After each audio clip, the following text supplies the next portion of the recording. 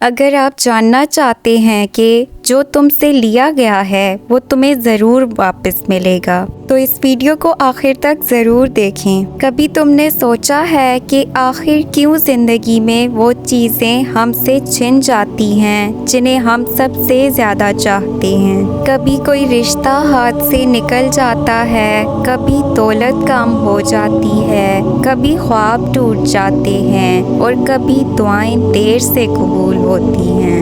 اس وقت دل ٹوٹتا ہے، امیدیں بکھر جاتی ہیں اور انسان سوچتا ہے کہ شاید میرا رب مجھے بھول گیا ہے۔ لیکن یاد رکھو، اللہ کبھی اپنے بندے کو نہیں بھولتا۔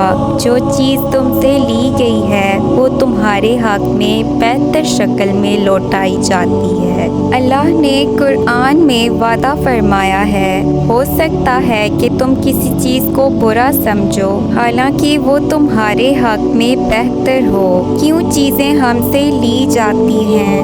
اللہ جانتا ہے کون سا رشتہ، کون سا موقع یا کون سی چیز تمہارے لیے بہتر ہے۔ بعض اوقات وہ چیز تمہارے لیے نقصان دہ ہوتی ہے لیکن تمہیں نظر نہیں آتا۔ کبھی اللہ صرف آزمانا چاہتا ہے کہ تمہارا ایمان کتنا مضبوط ہے اور کبھی وہ تمہیں صبر کا بدلہ دینے کے لیے وقت کو ٹالتا ہے تاکہ بعد میں تمہیں کئی گنا زیادہ دے۔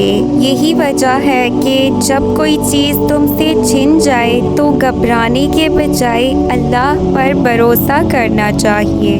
جب چیز واپس ملنے لگتی ہے تو دو نشانیاں ظاہر ہوتی ہیں۔ پہلی نشانی دل کا سکون۔ سب سے پہلے تمہارے دل سے وہ بے چینی ختم ہو جاتی ہے جو دن رات تمہیں تڑپاتی تھی۔ دل میں یقین آنے لگتا ہے کہ میرا رب میرے ساتھ ہے۔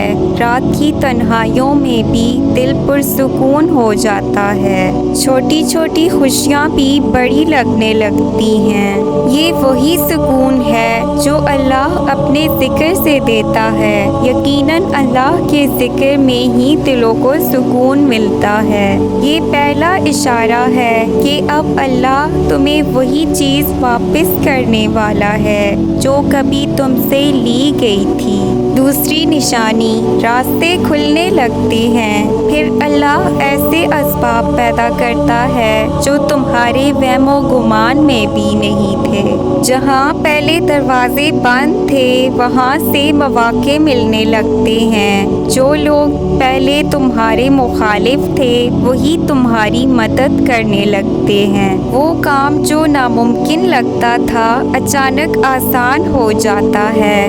یہ اللہ کی سنت ہے۔ جب وہ دینا چاہتا ہے تو دنیا کی کوئی طاقت روک نہیں سکتی۔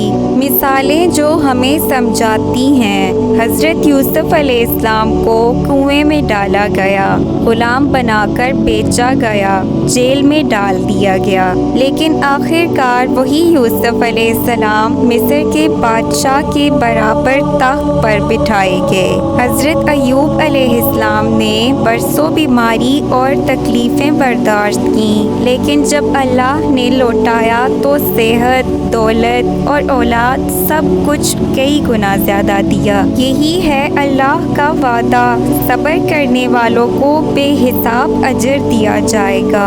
تمہارے لیے پیغام: اگر آج تم کسی چیز کے کھو جانے پر رو رہے ہو تو صبر کرو، ہو سکتا ہے اللہ تمہیں اس سے بھی بہتر دینے والا ہو۔ تمہارا کام صرف یہ ہے کہ دعا مانگو، شکر ادا کرو، صبر سے انتظار کرو۔ کبھی ریجیکشن نہیں ہوتی بلکہ ڈیلے ہوتا ہے۔ یاد رکھو، اللہ کی ڈیلے یہ اس کی پلاننگ ہوتی ہے۔ جو تم سے لیا گیا ہے وہ تمہیں ضرور ملے گا، لیکن اللہ کے وقت پر، اللہ کے طریقے سے اور اللہ کی رحمت کے ساتھ۔ جب وہ وقت آئے گا تو تم سمجھ جاؤ گے کہ یہ جو صبر کیا تھا وہ رائگاں نہیں گیا۔ آخری پیغام: جو تم سے لیا گیا ہے وہ تمہیں ضرور ملے گا، لیکن اللہ کے وقت پر، اللہ کے طریقے سے اور اللہ کی رحمت کے